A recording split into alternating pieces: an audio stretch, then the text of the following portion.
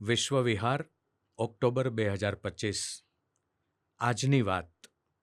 ભારતની રાજનીતિની અગ્નિ પરીક્ષા. પ્રવીણ કનુભાઈ લહેરી.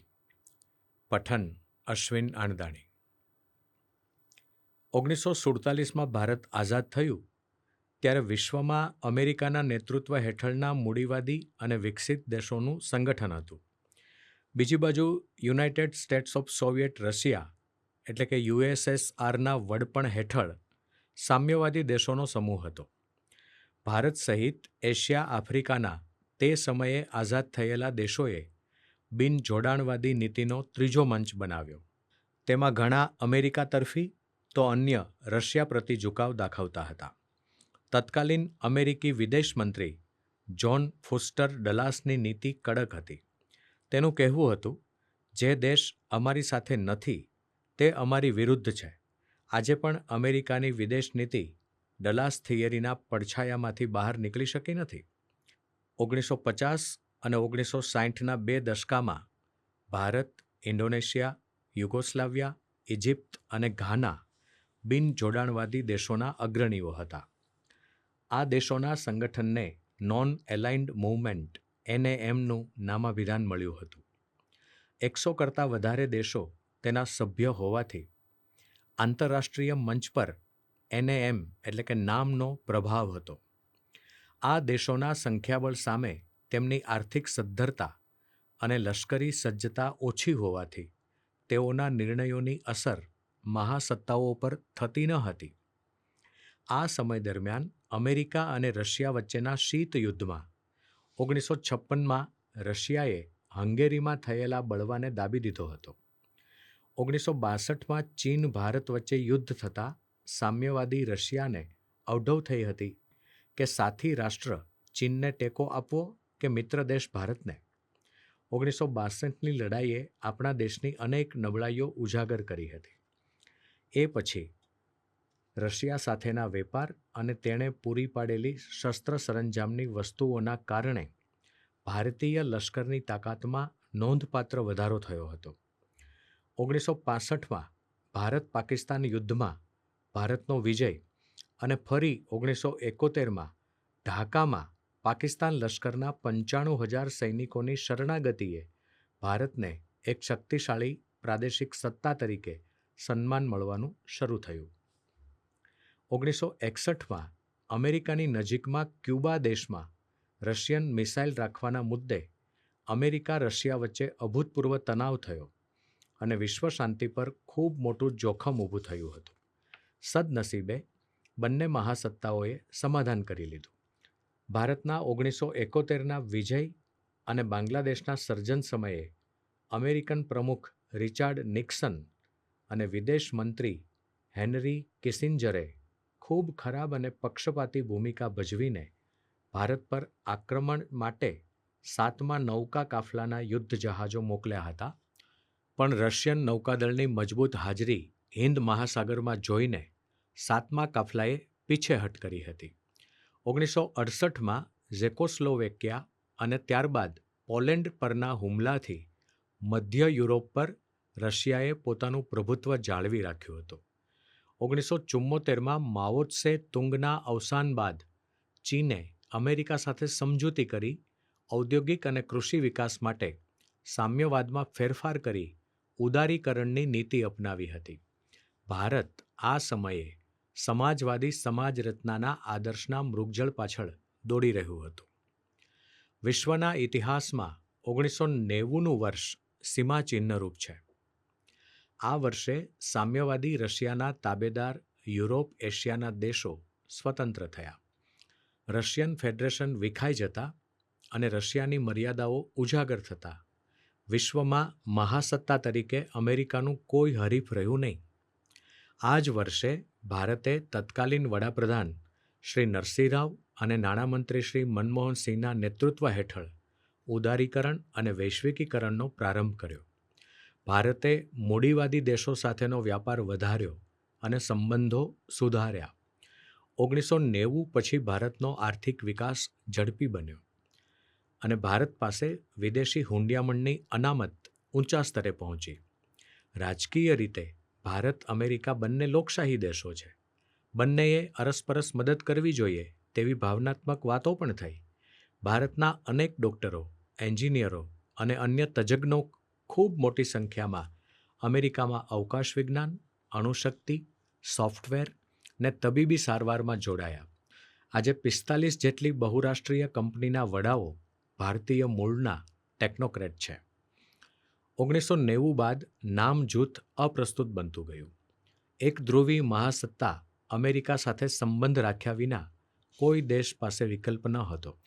આંતરરાષ્ટ્રીય વેપાર ડોલરમાં જ કરવાની પ્રથાએ અમેરિકાને મહત્વનું અર્થતંત્ર બનાવ્યું. બીજી બાજુ ચીને 1974થી 2000 સુધીના 26 વર્ષ દરમિયાન હરણફાળ ભરી ઔદ્યોગિક ઉત્પાદન અને વિદેશ વ્યાપારમાં અગ્રસ્થાન હાંસલ કર્યું. 1974માં ચીન ભારત સમકક્ષ હતા. તેની જગ્યાએ આજે ચીન ભારત કરતાં આર્થિક સમૃદ્ધિમાં 6 ગણું આગળ છે. આજે લશ્કરી તાકાતની રીતે અમેરિકા, ચીન, રશિયા અને ફ્રાન્સ આગળ પડતા દેશો છે. ભારતનો ચીન સાથેનો વેપાર $100 અબજ છે, પણ તેમાં ભારતની નિકાસનું પ્રદાન અલ્પ છે. આ પૂર્વ ભૂમિકા સાથે ભારતના કૂટનીતિજ્ઞો માટે અનેક પડકારોને પહોંચી વળવાની વિકરાળ સમસ્યા ઊભી થઈ છે. અમેરિકાના પ્રમુખ ડોનાલ્ડ ટ્રમ્પની બીજી ટર્મની શરૂઆતથી જ વિશ્વમાં અજંપો પેદા થયો છે. આંતરરાષ્ટ્રીય શિષ્ટાચારને બાજુએ મૂકીને મિત્ર દેશ કેનેડાને અમેરિકાનું 51મું રાજ્ય કહેવું અને તેના વડાપ્રધાનની મશ્કરી કરવી, કેનેડા અમેરિકા વચ્ચેના મુક્ત વેપારની જગ્યાએ ઊંચી ટેરિફ નાખવી વગેરે બાબતો અસામાન્ય છે. યુક્રેનના પ્રમુખને પણ જાહેરમાં અપમાનિત કરવા કે કતાર પાસેથી આધુનિક વિમાનની અંગત ભેટ સ્વીકારવી કે નાટોના સાથી દેશોને જુદી જુદી ધમકી આપવી તે ખૂબ આશ્ચર્યજનક છે. ભારત માટે આજે વિશ્વના સૌથી શક્તિશાળી રાષ્ટ્ર અમેરિકા સાથેના સંબંધો સુધારવાની સમસ્યા મહત્વની છે. પ્રમુખ ટ્રમ્પ ભારતના અર્થતંત્રને મૃત જાહેર કરે છે અને ભારતને ટેરિફ કિંગની ઉપમા આપે છે. જીનેટિકલી મોડિફાઈડ બિયારણ ભારતમાં દાખલ કરી કૃષિ ક્ષેત્ર પર આડકતરો કબજો કરવાની ચેષ્ટા હોય કે કૃષિ અને ડેરી ક્ષેત્રે પોતાનો વધારાનો સ્ટોક ભારતને વેચવાનો હોય, રશિયા પાસેથી સસ્તું તેલ ખરીદવાનો મુદ્દો હોય, ટ્રમ્પની અપેક્ષા એ છે કે ભારતે તેના નિર્ણયો ટ્રમ્પની મરજી મુજબ કરવા જોઈએ. ટ્રમ્પની ચંચળ માનસિકતા, અમેરિકાના વિદેશ સંરક્ષણ વિભાગોનો પાકિસ્તાન પ્રતિ ઝુકાવ અને અમેરિકામાં ઝળહળતી સફળતા મેળવનાર ભારતીયોની ઈર્ષાના કારણે તેમજ ભૂતકાળનું અમેરિકાનું વલણ જોતા ભારત માટે આગામી 4 વર્ષ કસોટીનો કાળ રહેશે તેમાં કોઈ શંકા નથી. ભારત પાકિસ્તાનના સંબંધો હંમેશા તણાવપૂર્ણ રહ્યા છે. 1947-48, 1965, 1971, 1990 અને 2025માં ભારત પાકિસ્તાન વચ્ચે યુદ્ધો થયા છે. પહેલગામના આતંકી હુમલા બાદ ભારતે પાકિસ્તાનના 9 આતંકી કેમ્પો પર મિસાઇલોથી હુમલો કર્યો. ત્યારબાદ 4 દિવસ હવાઈ યુદ્ધ ચાલ્યું. સેંકડો ડ્રોન અને મિસાઇલોનો હુમલો ભારતે નિષ્ફળ બનાવ્યો. ભારતની સંરક્ષણ વ્યવસ્થા આટલી અસરકારક હશે તેવું કોઈ માનવા તૈયાર ન હતું. ત્યારબાદ ભારતે બ્રહ્મોસ સહિત વિવિધ મિસાઇલો દ્વારા પાકિસ્તાનના 11 હવાઈ અડ્ડાઓનો જે ઝડપથી અને લક્ષ્યવેધી રીતે વિનાશ કર્યો તેનાથી પાકિસ્તાને યુદ્ધ રોકવા વિનંતી કરવી પડી.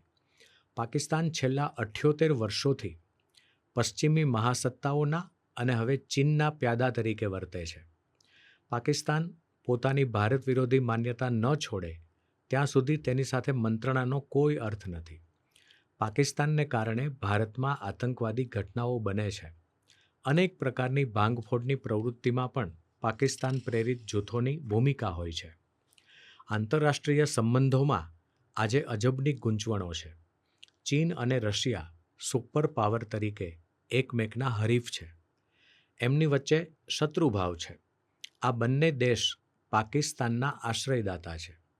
ચીન અને રશિયા વચ્ચે દોસ્તી છે તો ભારત અને રશિયા વચ્ચે દીર્ઘ સમયથી ગાઢ મૈત્રી છે. પણ ચીન અને ભારત વચ્ચે અવિશ્વાસ અને તણાવ છે. આમ છતાં ભારતનો આંતરરાષ્ટ્રીય વેપાર સૌથી વધારે ચીન સાથે છે. મોદી સરકારના કાળમાં મોટાભાગના ઇસ્લામિક દેશોના ભારત સાથેના સંબંધો ખૂબ સુધર્યા છે. Saudi Arabia, UAE, Egypt, Muscat, Qatar વગેરેએ વડાપ્રધાન મોદીનું ઉમળકાભેર સ્વાગત કરી સહયોગ અને કરાર કરી તેમને રાષ્ટ્રીય સન્માનો આપ્યા છે. આમાંના ઘણા રાષ્ટ્રો પાકિસ્તાનની કંગાળ આર્થિક સ્થિતિમાં તેને નોંધપાત્ર નાણાકીય મદદ કરે છે. દરેક દેશના અન્ય દેશોના સંબંધો ખૂબ ગૂંચવાયેલા છે. તુર્કીએ જેવો દેશ વિના કારણ ભારતને નુકસાન કરવા પાકિસ્તાનને શસ્ત્રો આપે છે. ભારત માટે કયા દેશ સાથે કેટલી મિત્રતા રાખવી, કેટલો વેપાર કરવો, કેટલી છૂટછાટ આપવી જેવા પ્રશ્નો જટિલ બન્યા છે. માલદીવમાં સત્તા પરિવર્તન સાથે ભારત વિરોધી ઝુંબેશના અગ્રણી તે દેશના પ્રમુખને ટૂંક સમયમાં સમજાયું છે કે ભારત દેશની મિત્રતા દરેક રીતે લાભદાયી છે.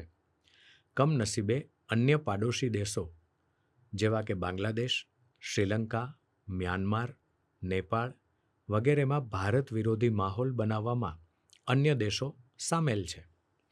પાડોશીઓ સાથે સારા સંબંધ રાખવા ભારત ઉત્સુક છે, પણ તેને યોગ્ય પ્રતિસાદ મળતો નથી. કોરોનાના કહેર સામે રક્ષણ માટે ભારતે વિકસાવેલી કોરોનાની રસી 100 જેટલા દેશોને નિઃશુલ્ક કે રાહત દરે આપી ભારતે વિકસતા દેશોમાં ખૂબ મોટી ગુડવિલ ઊભી કરી છે. ભૂકંપમાં નોંધપાત્ર સહાય કર્યા બાદ નેપાળ અને તુર્કીએ તેનો આભાર વ્યક્ત કરવાને બદલે ભારત વિરોધી વલણ અપનાવ્યું છે. ભારતની માથાદીઠ આવક ઓછી છે, પરંતુ તેની કુલ જીડીપી એટલે કે રાષ્ટ્રીય ઉત્પાદન ખૂબ વધુ છે. ભારત વિશ્વનું ચોથું મોટું અર્થતંત્ર છે. હવે અન્ય દેશો ભારતની અવગણના કરી શકે તેમ નથી. ઓપરેશન સિંદૂરમાં ભારતે વાપરેલા ટેકનિકલ અને ડિજિટલ શસ્ત્રોના કારણે ઘણા દેશોને ભારત સુપર પાવર થશે તેવી ચિંતા પેઠી છે. અમુક દેશોએ ભારત પાસેથી શસ્ત્રો ખરીદવા ઈચ્છા પણ દર્શાવી છે. ભારતની રાજનીતિ માટે સૌથી પ્રથમ તો તમામ સમૃદ્ધ અને શક્તિશાળી દેશો સાથે સંતુલિત સંબંધો જાળવવાનો પડકાર છે. એકમાત્ર રશિયા 1954થી ખુશ્ચેવ બુલગાનની ભારત મુલાકાત બાદ સાતત્યપૂર્ણ રીતે મદદગાર મિત્ર રહ્યું છે. તાજેતરમાં રશિયાએ સ્પષ્ટ વિધાન કર્યું કે અમારા ભારત સાથેના સંબંધો વિશેષ છે અને તેમાં બીજા દેશો કોઈ ગેરસમજ કે અંતર ઊભું નહીં કરી શકે. ભારત માટે બીજો મહત્વનો મુદ્દો અમેરિકા સાથેના સંબંધો કેમ સમધારણ કરવા તે છે. ચીનની જેમ અમેરિકા બોલે છે કંઈક અને કરે છે કંઈક. આપણા અણુ અને અવકાશ ક્ષેત્રની પ્રગતિ રોકવા માટે 300થી વધારે વૈજ્ઞાનિકોના કમોતના લોહીથી અમેરિકાના હાથ રંગાયેલા છે. અમેરિકા સુપર પાવર છે, પણ અતિશય સ્વકેન્દ્રિત અને સ્વાર્થી દેશ છે. તેથી તેની સાથેના સંબંધો ખૂબ નાજુક અને ચિંતાજનક જ રહેવાના છે. ભારત માટે ત્રીજી મહત્વની બાબત એ છે કે ચીન અને પાકિસ્તાન સાથે મળીને અહિત માટે સક્રિય છે. ત્યારે ચીન પાકિસ્તાનના સંબંધોમાં ઓટ આવે તે માટે ચીનની સાથે યોગ્ય સમાધાન કરી ચીનની બજાર ભારતીય માલ માટે ખુલે તેવા પ્રયત્ન જરૂરી છે. આ ઉપરાંત કંગાળ બનેલા પાકિસ્તાનની શાન ઠેકાણે આવે તે માટે તેનો સંપૂર્ણ બહિષ્કાર અને કડક નીતિ દ્વારા જ તેને ખ્યાલ આવશે કે તેના માટે ભારતની દુશ્મનાવટ હાનિકારક છે. ભારત માટે સૌથી મોટી ચિંતા એ છે કે પાડોશી દેશો સાથે સંબંધો કેમ સુધરે. આપણે રૂપિયાના માધ્યમથી આ દેશો સાથે મુક્ત વ્યાપાર કરાર કરી શકીએ તો પણ સમગ્ર ચિત્ર બદલાઈ શકે છે. ભારતની અનેક વસ્તુઓ વાજબી ભાવે મળે તો પાડોશી દેશોનો આર્થિક વિકાસ ઝડપી બને તેમ છે. પાડોશીમાં ભારતના ઈરાદા અંગે ગેરસમજણ છે અને ભારતની શક્તિના કારણે ડર અને અવિશ્વાસનું વાતાવરણ છે. આ માહોલમાં સંવાદથી પરિવર્તન લાવવું ખૂબ જરૂરી છે. ભારતીય રાજનીતિ માટે પાંચમો પ્રશ્ન એ છે કે ભારત એશિયાના, આફ્રિકાના અને લેટિન અમેરિકાના અનેક દેશો સાથેના વેપારમાં નોંધપાત્ર વૃદ્ધિ કરી શકે છે. આ દિશાના પ્રયાસો ઘનિષ્ઠ રીતે હાથ ધરવા જરૂરી છે. ભારતની રાજનીતિ સમક્ષ જેટલા ગંભીર પડકારો છે તેટલા જ માતબર અવસરો પણ છે. ધીરજ અને કુનેહથી સાંપ્રત સંજોગોમાં થનાર પરિવર્તન ધ્યાને રાખીને નિર્ણયો થશે તો ભારત આજની અગ્નિ પરીક્ષા તો સુખરૂપ પાર કરશે, પણ ઝડપથી આર્થિક અને લશ્કરી મહાસત્તા પણ બની શકશે. હવે ભારતનો યુગ શરૂ થઈ ચૂક્યો છે. આપણે સજાગ રહીશું તો તેને કોઈ રોકી નહીં શકે.